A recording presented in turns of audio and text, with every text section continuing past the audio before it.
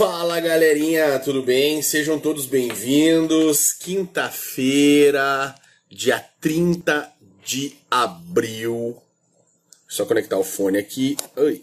Ó, tá vindo os artigos aí que eu leio. Deixa eu virar pra vocês. Conectar o fonezinho de ouvido, livezinha de boteco. Vamos trovar fiado lá, conversar nessa quinta-feira, falar um pouquinho de vinho, falar um pouquinho de ciência, falar um pouquinho de coisa séria, um pouquinho de coisa legal.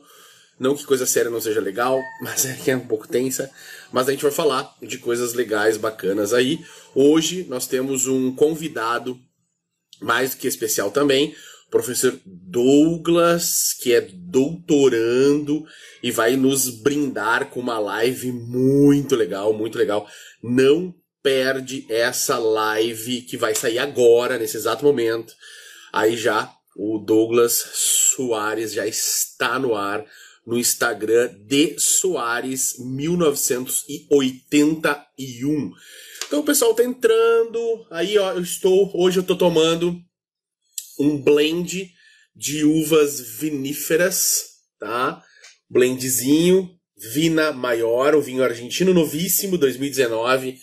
Ele é um blend, então ele é um conjunto de várias uvas que o rótulo não diz quais são, mas é um blend de uvas viníferas. Honesto, vamos colocar assim, honesto, tá? Um vinhozinho honesto. Cauana, tudo bom?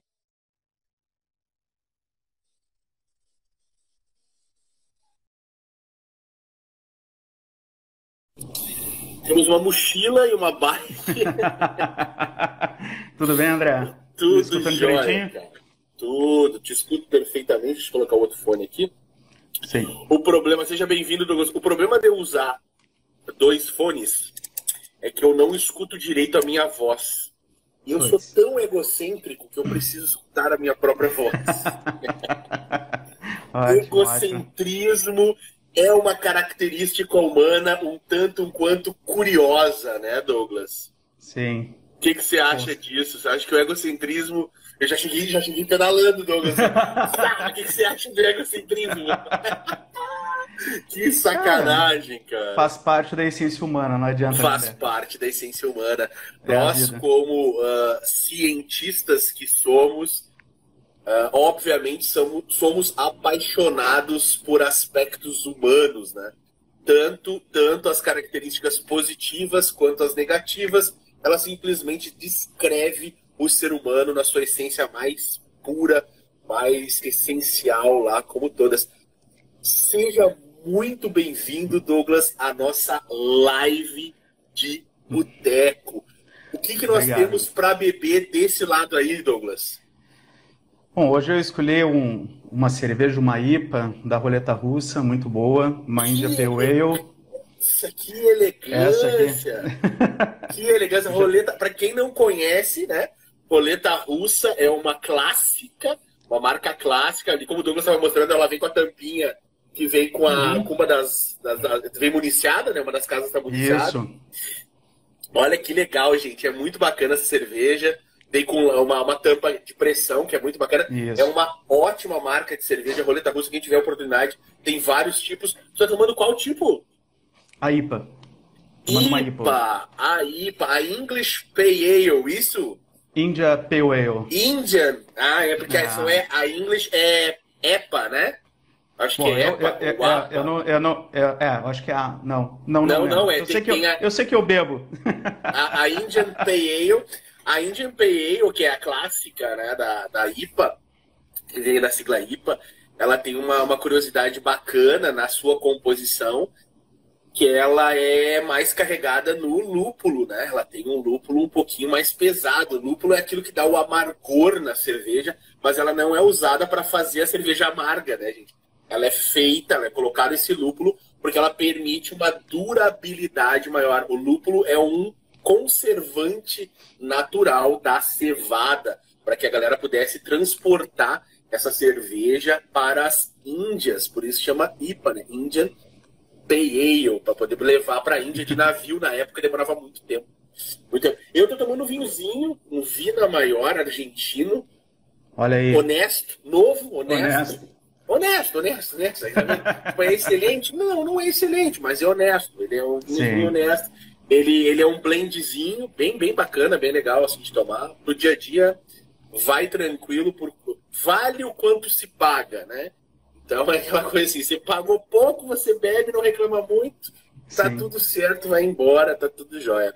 Dentro de uma escala de proporcionalidade, ele vale mais a pena, por exemplo, do que um Zapata, que custa aí, sei lá, R$ 200, R$ 220. Eu não tenho paladar para esse vinho, R$ 220. Então esse aqui tá muito bem pago, tá excelente. Sim, sim. Tá maravilhoso. Eu participo de uma mesa de vinhos também, e aí Aham. eu recebo todo mês em torno de 4 vinhos, da mesma marca, enfim. E aí cada mês vem uma rodada diferente, aí eu vou jogando ali. Agora eu tô com uns portugueses muito bons ali também. Legal, tem clube de vinho, clube de cerveja, clube de café, tem Sim, clube de sim, sim. várias coisas, né? O pessoal faz a inscrição, paga a mensalidade e recebe em casa. Cara, muito legal, muito feliz de estar aqui contigo. O pessoal não te conhece muito, tu não é um cara Sim. grandiosamente ativo nas redes sociais, né? Tá começando Uhum. agora a fazer essa interação. Aqui a gente no canal tem mais approach com isso, né? Tem um pouco mais de Sim. intimidade aqui no Instagram e etc, tudo mais. E a live de boteco é essa brincadeira que a gente faz um bate-papo, a galera acaba conhecendo um pouco os palestrantes, acaba Uhum. conhecendo um pouco as pessoas de maneira um pouquinho mais ampliada, e a gente discute sempre assuntos pertinentes na parte científica, na parte esportiva, na parte nutricional e assim por diante. A galera tá me perguntando, qual é o tema da live, etc, etc. Bom, o tema da live hoje é exatamente ciência. A gente vai falar de aspectos científicos. Por que que nós vamos falar de... entrou o professor Rocha Emanuel, grande professor Emanuel, que é um fisioterapeuta doutorando em ciências do movimento humano, é um grande amante aí da ciência também, que tem um Insta... Litera Science, eu acho, que é no Sim. Instagram. É bem bacana. Bem-vindo, Emanuel. Bem-vindo, Rafaela. Bem-vindo, pessoal do Canter. Bom, a gente vai começar. Eu vou começar a esquentar essa história toda, começando pelo começo, né? Douglas, conta um pouquinho como é que foi a tua chegada no mestrado e no doutorado, assim. Como é que foi essa pegada? Bom, a minha formação base é educação física. Eu fiz licenciatura e bacharel. Finalizei em torno de 2009, né? E durante essa trajetória, eu acabei ficando naquele momento na graduação que eu estava feliz com a área e daqui a pouco o meio deu uma brochada assim na área.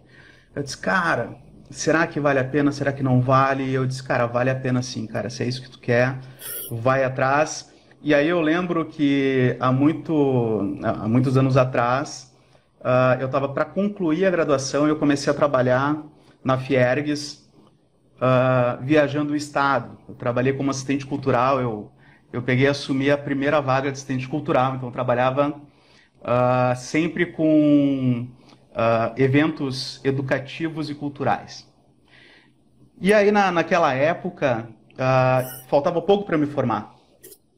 E aí eu tava namorando, e a minha namorada na época disse assim, pô, cara, vai lá e finaliza, pô, tu vai ter uma graduação, não sei o que, pá. E aí eu não conseguia, porque eu sempre estava viajando, né? E aí, certa feita, eu disse, cara, eu vou terminar a graduação e depois eu vou ver o que eu faço, eu vou seguir na área ou não. Fato que daí eu fiz um acordo lá, saí do emprego da Fiergs, e aí finalizei a licenciatura e aí continuei estudando. E aí o que aconteceu? Eu estava ainda no FG, né, naquela época, e eu disse, cara, eu tenho que voltar para a área, eu quero ser diferente, eu não quero ser mais um profissional aí, eu quero ir além, eu sei que eu tenho capacidade para isso. E aí o que aconteceu? Peguei, entrei em contato com um colega meu, o Diego, ele estudou comigo também, na época ele abriu um centro de treinamento adaptado, né, para populações especiais e tal.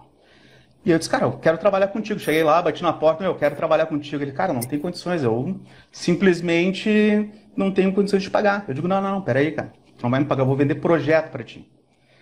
Ele, Legal. como assim, cara? Cara, eu tô muito inteirado em fazer projetos e tal, e eu vou que tem aqui? O que tu oferece? Ele, não, cara, eu tô oferecendo aqui treinamento a populações especiais, diabéticos, cardiopatas, pneumopatas e assim por diante.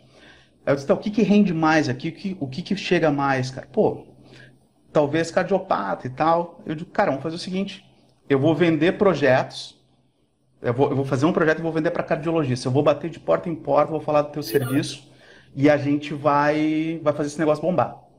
Ele, tá, não tinha nada a Boa. perder mesmo. Eu fazer um adendo. Cara, que interessante isso, velho. Porque é uma área que o pessoal que tá entrando aqui é muito legal que fique na live, que entenda isso.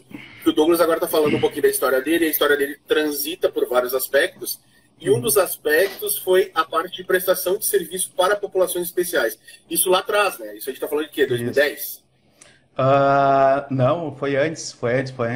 É, 2008 ali, eu tava quase finalizando, 2008. 2008. Então, em 2008, já se falava na venda do atendimento do profissional de educação física, mais voltado para a saúde, voltado para atendimento de pessoas acometidas por alguma doença e o tratamento, o manejo dessas doenças. Veja, que hoje é o 2020, a gente tem 2020, Sim. que hoje é um mercado extremamente aquecido e promissor, né? E tu já estava garimpando lá atrás, em 2008.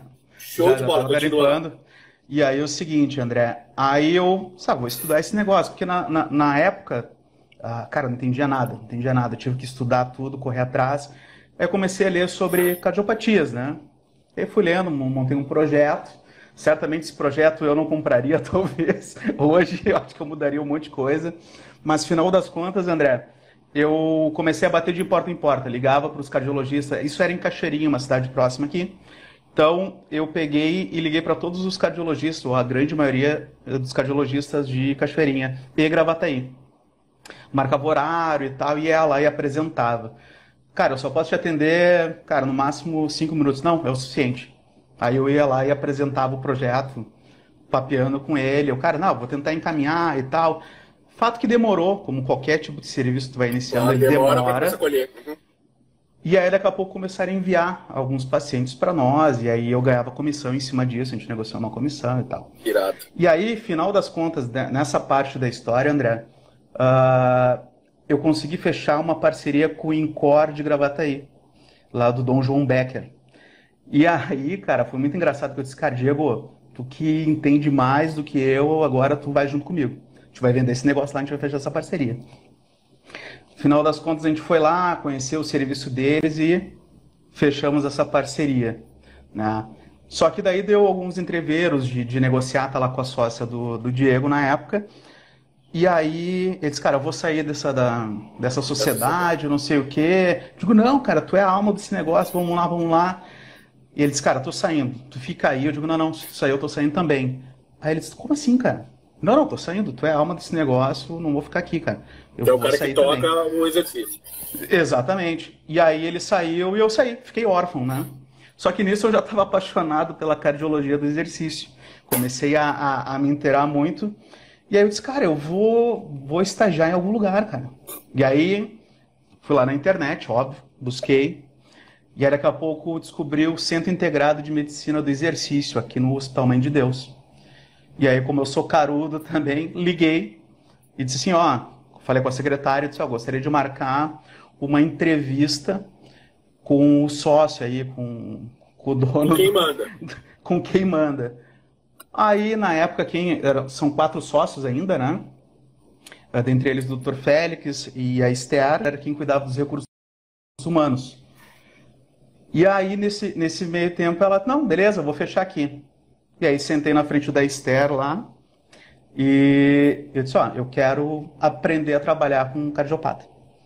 Ela, Douglas, a gente não está contratando ninguém. E ainda eu estava na função da FG, né?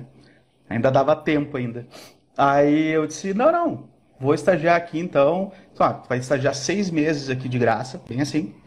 E se tu quiser aprender para te ter algum certificado nosso. Tá, beleza, vamos lá. Vamos investir. Tá na guerra, né, meu amigo? Já era, bora. E aí daqui a pouco trabalhei 6 meses lá e foi muito engraçado, porque daí, o que aconteceu lá nesse momento? Comecei a participar de rounds, discutir casos, descobri que tinha um round da cardiologia do Mãe de Deus, que eu podia ter acesso. Aí eu ia meio-dia, quarta-feira, se eu não me engano, tinha o round lá da cardiologia, e aí eu ficava lá sentadinho lá no fundo, só escutando. E aí tinha o nosso round de quarta-feira, às 2 horas da tarde, que é o horário clássico, e a gente discutiu os casos de exercício, dentro da cardiologia do exercício. E aí eu passei esses 6 meses correndo atrás. Plantando.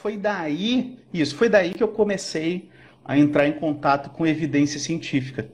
Porque durante a minha graduação eu não fui incentivado. Claro que a culpa não é só da universidade. A Não, culpa é existe da. um modelo, o Cara, modelo geral não prepara as pessoas tecnicamente para ter uma abordagem científica em diversos exatamente. cursos. A gente fala da educação física porque, obviamente, nós temos uma proximidade com os cursos, por girarmos dentro como professores, termos feito a graduação e assim por diante, mas isso acontece também na nutrição, na fisioterapia, na própria Sim. medicina e assim por diante, né? E aí, o que aconteceu, André? Nesse meio tempo eu voltei a estudar e fiz o bacharel. E aí, finalizado esses 6 meses aí eu acho que quando fechou um ano que eu estava lá, eu fui contratado. Ah, Douglas, vai ser agora o professor aqui, já pegou uma grande experiência, já sabe, foi atrás. Então, eu fui buscando e construindo isso. E trabalhei lá em torno de uns 6 anos, mais ou menos. Só que durante a graduação, eu tinha uma disciplina lá que era de reabilitação.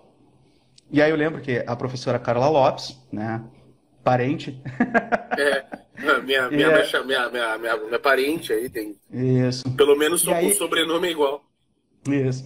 Aí a Carlinha, eu disse pra ela, assim, cheguei no meio da disciplina, eu digo, professora, saiu um artigo aqui que fala sobre treinamento de alta intensidade, moderada intensidade para cardiopatas.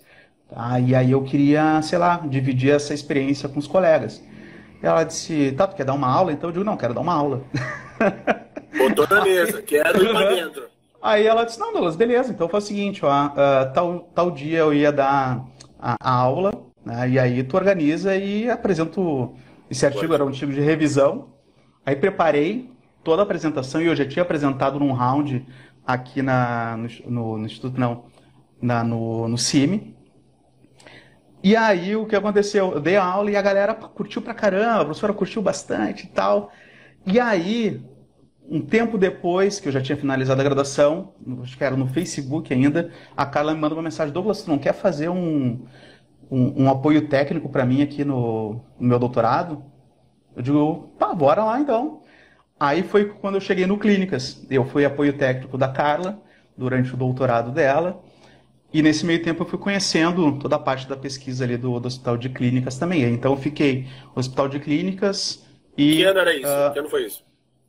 foi, deixa eu ver, acho que era 2012 por aí já. Eu Demorou um tava pouquinho. já tava quase saindo já. Já não tava fazendo mais Sim, as coletas do clínicas, já acho que daí por isso que a gente não se cruzava sim. muito lá. E aí o que aconteceu? Aí eu tava no laboratório que era de pesquisa básica. E aí lá quem coordenava a professora Andréa Biola, a professora Nadine Clausel, a professor Rode. E, Sabem pouco e esses. sabem Sabem pouco. pouco. E, É. e aí daqui a pouco uma doutoranda chegou para mim e disse assim, Douglas, tu não quer fazer um mestrado? Cara, tô. E nesse meio tempo eu já estava fazendo, quando eu finalizei a graduação, eu já comecei a fazer especialização em medicina do exercício e do esporte. Fui atropelando as coisas, assim. Parei um tempão de estudar, daqui a pouco eu fui atropelando uma coisa em cima da outra. E aí, durante essa especialização, essa doutoranda, sabe, tá a fim de fazer um mestrado e tal? Eu digo, tô pensando e tal. E, sabe, então estuda para a prova da Fundação Médica, vai cair isso, isso, isso, e vamos lá.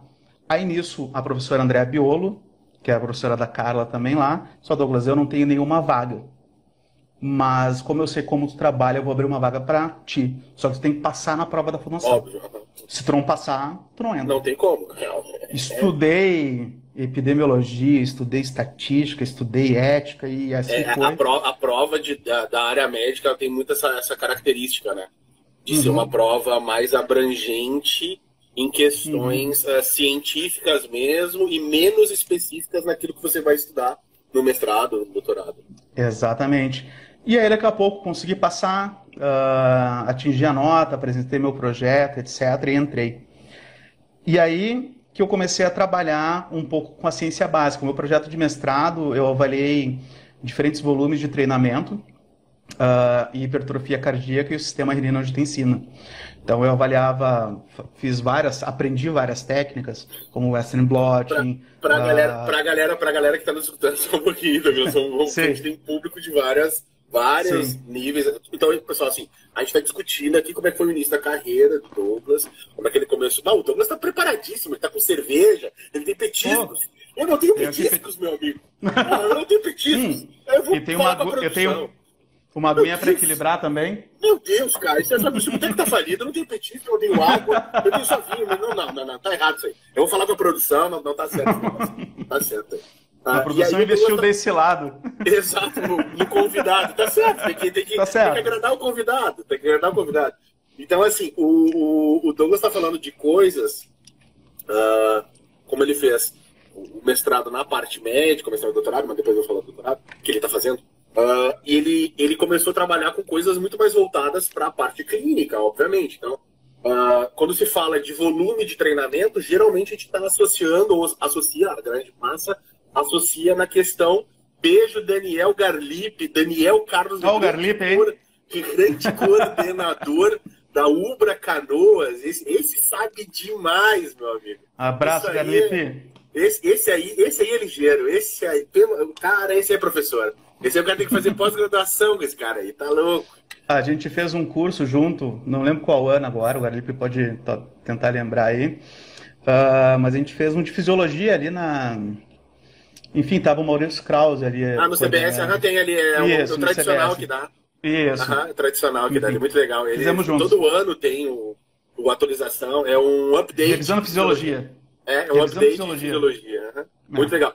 E então, assim, ele estava comentando a respeito dos volumes de treinamento. Geralmente a gente analisa o volume de treinamento como algo pautado em músculo esquelético, né? E que sim, tem isso, e é extremamente importante, mas ele está falando de músculo, de adaptações no músculo cardíaco, né? Do músculo cardíaco estriado, fazendo uma referência ao sistema renina-angiotensina. Então, tem tudo a ver com a maquinária pressórica, tem tudo a ver com esse controle que o sistema renina-angiotensina acaba trabalhando. Então, vocês que já fizeram fisiologia humana entendem um pouquinho de renina-angiotensina. Aqueles que não fizeram, que não entendem esse sistema renina-angiotensina, vocês podem consultar, obviamente, as aulas do Douglas, as aulas do próprio Daniel Garlipe, que também é um professor de fisiologia, excelente, diga-se de passagem, ou também podem fazer o curso de fisiologia humana que está lá no site, que é um curso que nesse curso a gente aborda diversos pontos, inclusive aulas específicas sobre o sistema renina-angiotensina, linkada ao sistema cardiovascular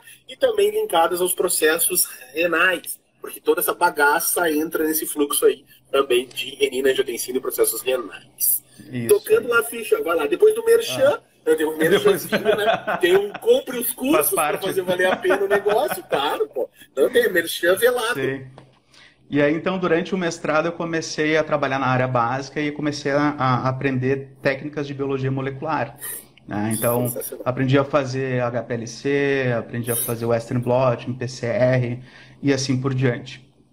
E aí, finalizando o mestrado, que eu finalizei em 2017, comecei o doutorado. O doutorado, eu não trabalho com exercício no meu doutorado, eu trabalho com expressão diferencial de microRNAs, tá, em pacientes com insuficiência cardíaca, obesos e não obesos. Por que isso? Porque, através de alguns estudos observacionais, parece que pacientes com insuficiência cardíaca, tá, que têm sobrepeso e obesidade, eles têm uma menor taxa de mortalidade e hospitalizações, o que se chama de paradoxo da obesidade. Então, muito claro, legal, isso não é, um assunto bem interessante, mas com vários pontos ainda em aberto, né? Claro, com certeza. O que dá mais ou menos, dá uns 30% mais ou menos dos casos de sujeitos obesos que teoricamente não expressam de forma mais macro algum problema fisiológico grave, mais ou menos dá 30%? Não lembro aqui esses números, mas a questão toda, André, é o seguinte: existe esse paradoxo e parece que gira em torno de 5 a 10% de redução, enfim. E o que acontece, ainda muito estudo observacional, então tem muitas variáveis confundidoras inseridas nesses Sim. trabalhos. E aí uma das questões que pode explicar isso pode ser o VO2, né? Então, pacientes que têm um VO2 maior que 14, nessa população, parece que sobrevivem mais. Então, a capacidade funcional medida pelo VO2 parece que influencia. E isso para nós faz todo Mas sentido. isso é meio clássico, né? Meio clássico, Sim, sim, sim. aquela brincadeira assim, entre ser sedentário, o eutrófico leva uma vantagem. Né? Entre Uhum. obeso e eutrófico sedentário, o eutrófico leva uma pequena vantagem.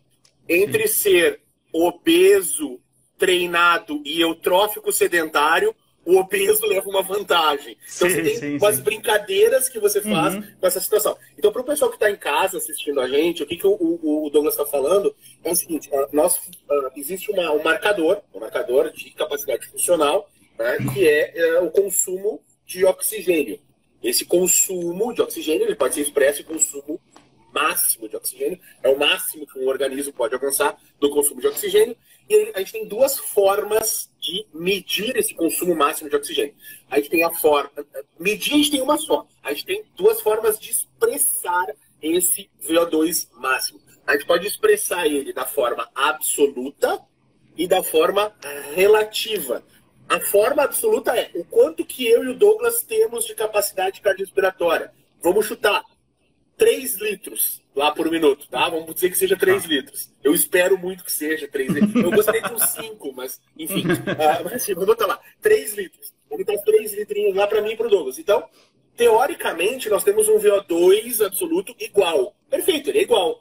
Só que nós temos tamanhos diferentes. Eu sou mais pesado do que o Douglas. Então, quando eu pego a minha massa corporal e divido esses 3 litros, eu vou ter o meu VO2 relativo a cada quilo corporal que eu tenho.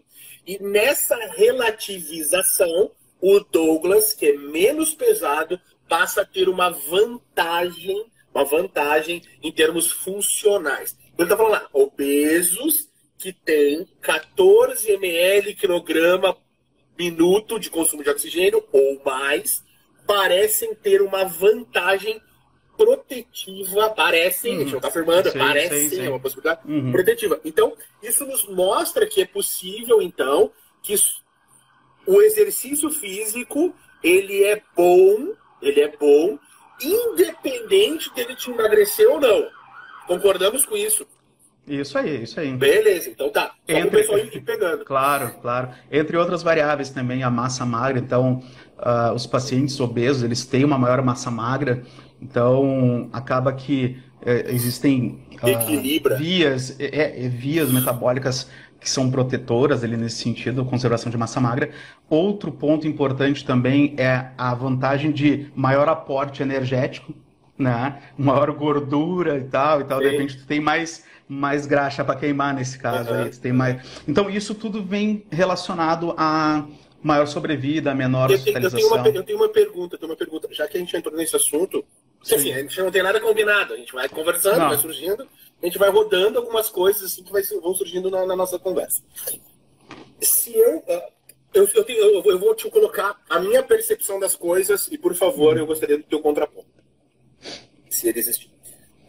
Dentro desse contexto de obesidade, eu acredito que nós somos muito simplistas, de forma geral, em classificar sujeitos obesos. De Uhum. maneira geral, nós vemos a questão da massa corporal total, muitas vezes relacionada com a estatura, que a gente pode calcular lá amplamente o IMC desses sujeitos. Eventualmente, a gente coloca algumas outras medidas simples, como, por exemplo, cintura e quadril, mas muito vistas isoladamente, ou a relação cintura-quadril, ou apenas a cintura, e dificilmente nós fazemos uma estratificação, uma separação das coisas, nos aspectos do seguinte: legal, sou uma pessoa pesada, beleza, a balança mostra isso.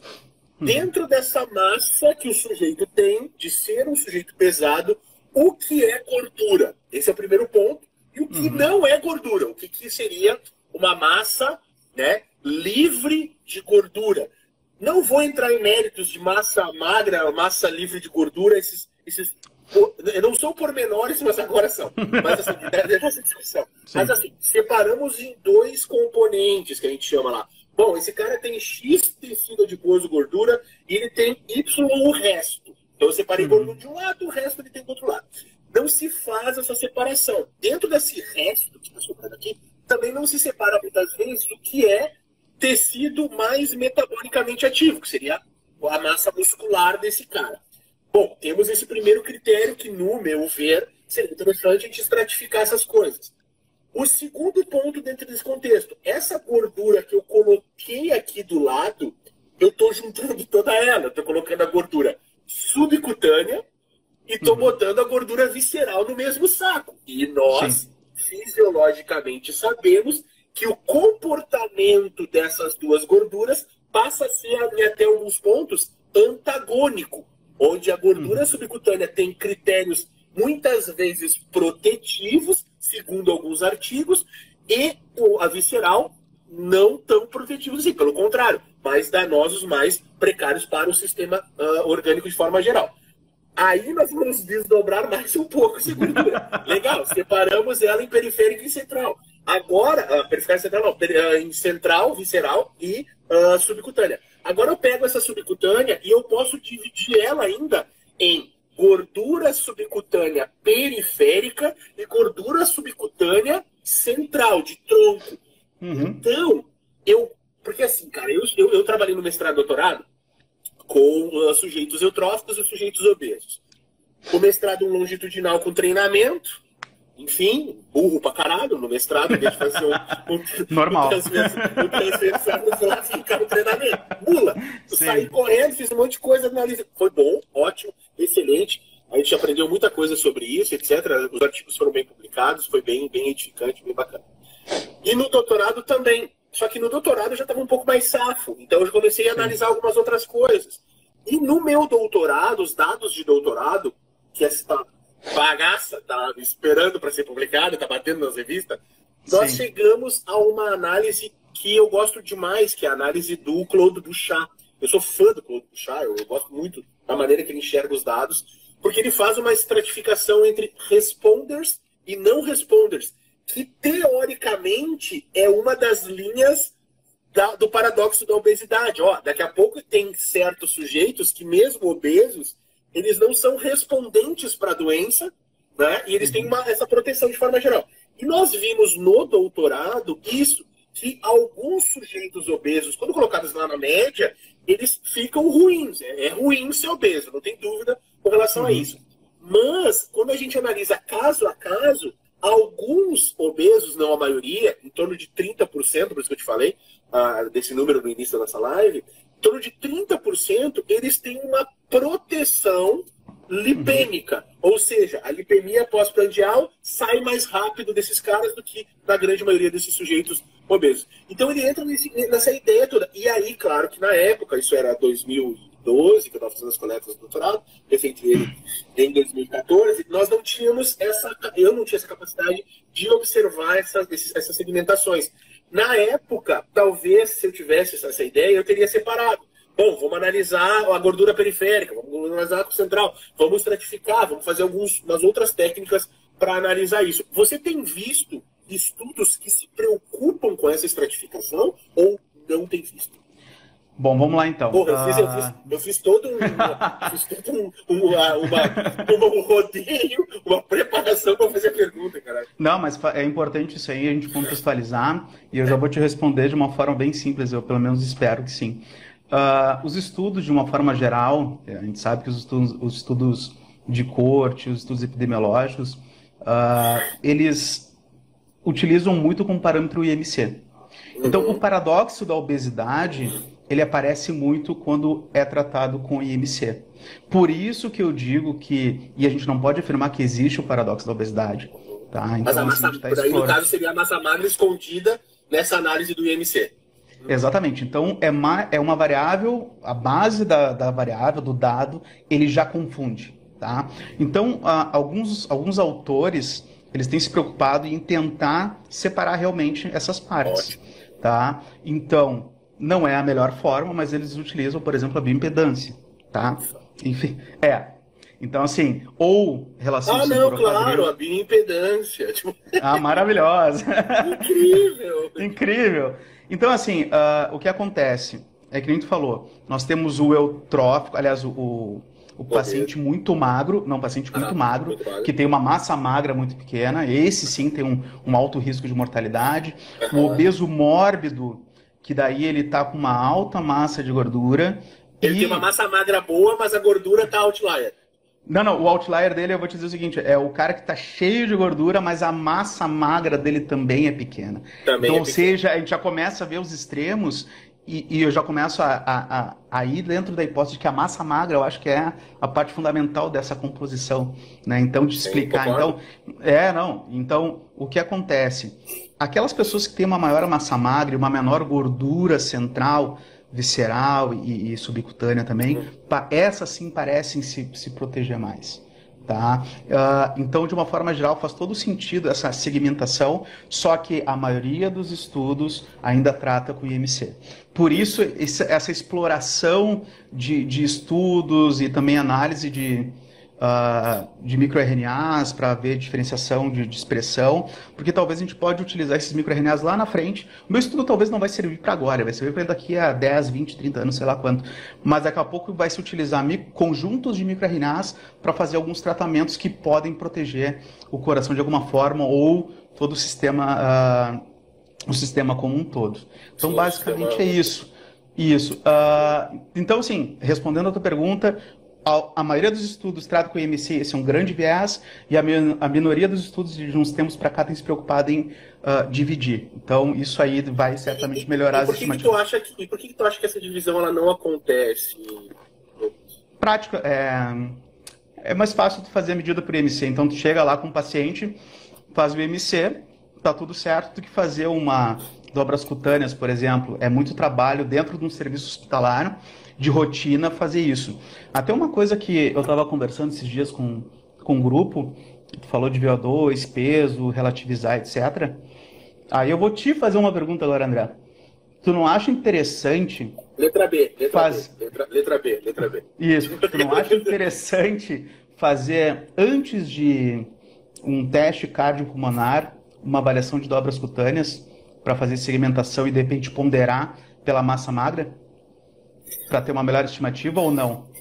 Então, assim, tu estava falando a respeito disso, tá, de dobras cutâneas, etc. Uhum, Quando você trabalha com a avaliação da composição corporal, existem vários pontos a serem considerados. uhum, Talvez o ponto mais crítico que a gente possa pontuar seja a inconsistência do avaliador. sim, Porque nós estamos falando de uma técnica que depende obrigatoriamente de experiência de quem está avaliando.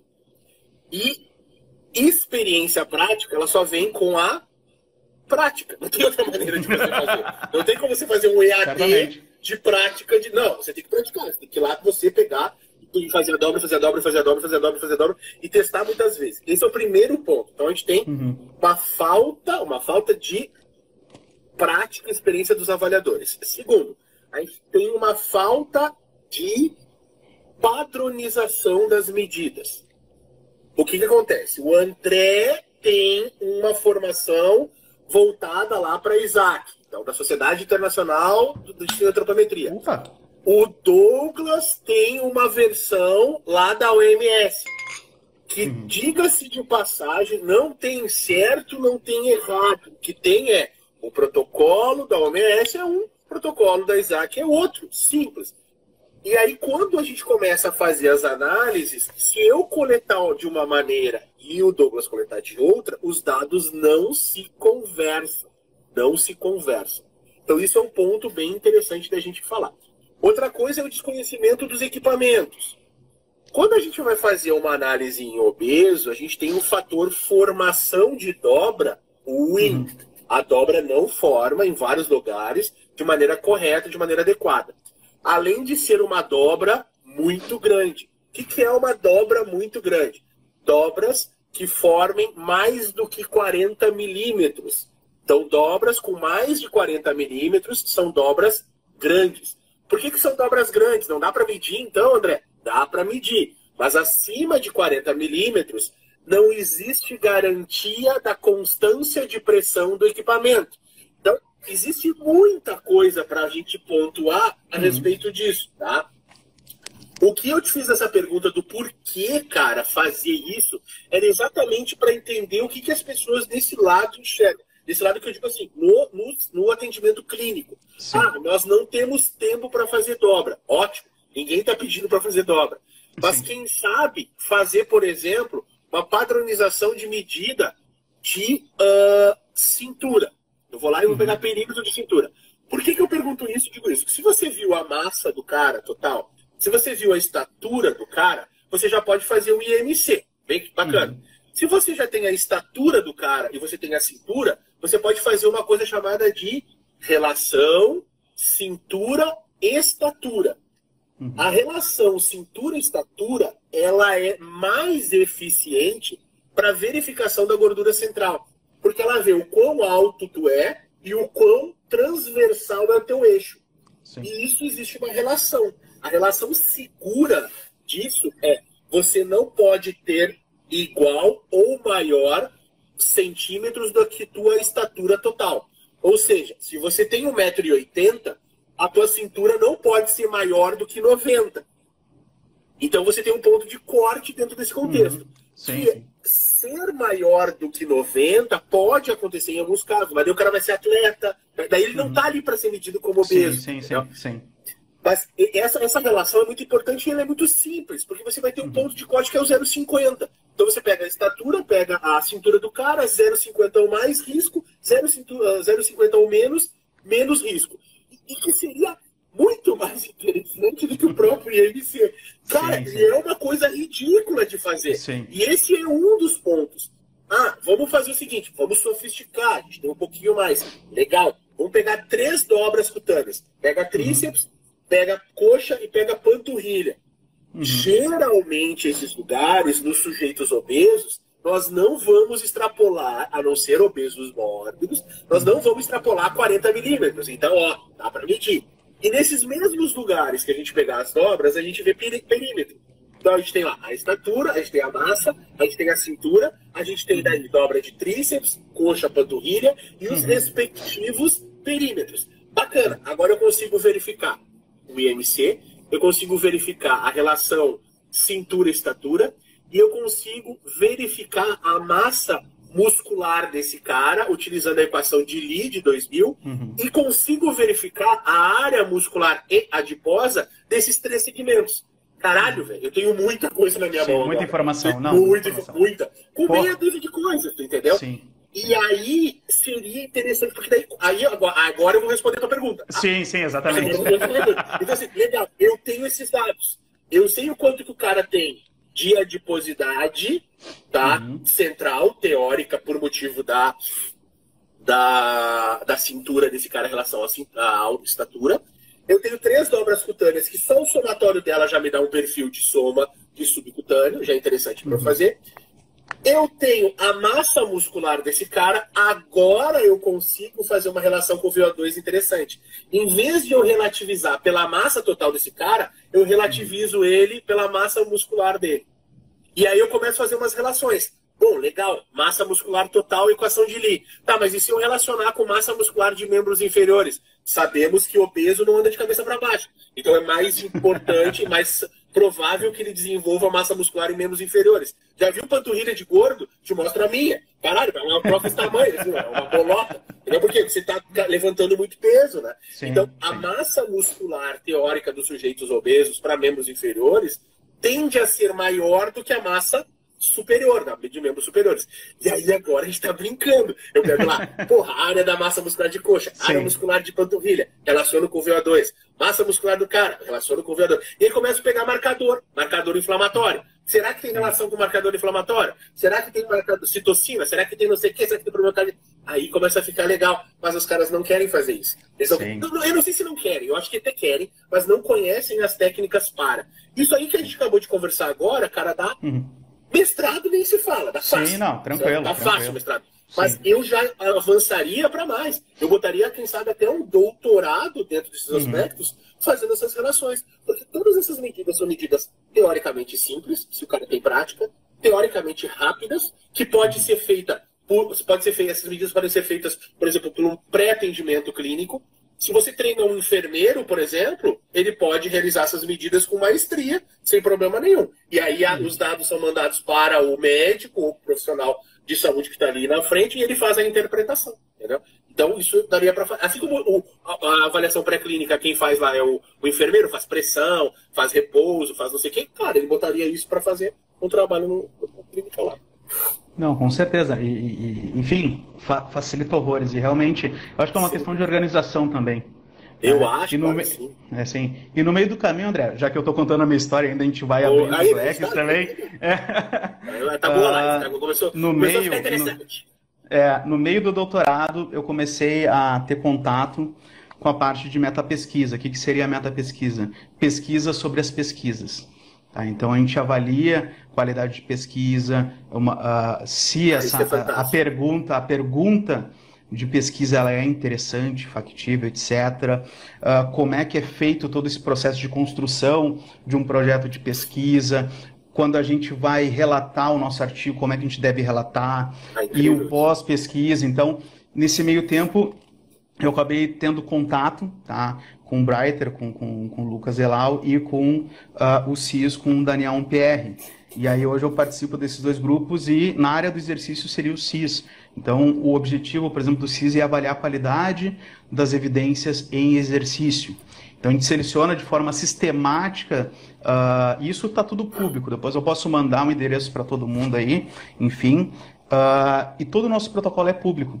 Então, a gente faz a busca de forma sistematizada, avalia de forma sistematizada, envia os resultados da avaliação para os autores, para eles terem a oportunidade de fazer essa correção. Digamos assim, mandamos para o André, no teu artigo tu não descreveu de forma adequada a randomização e o cegamento, por exemplo. Aí, claro, que ele não vai mudar o artigo, porque o artigo já está publicado. Mas ele vai dizer, pesquisas.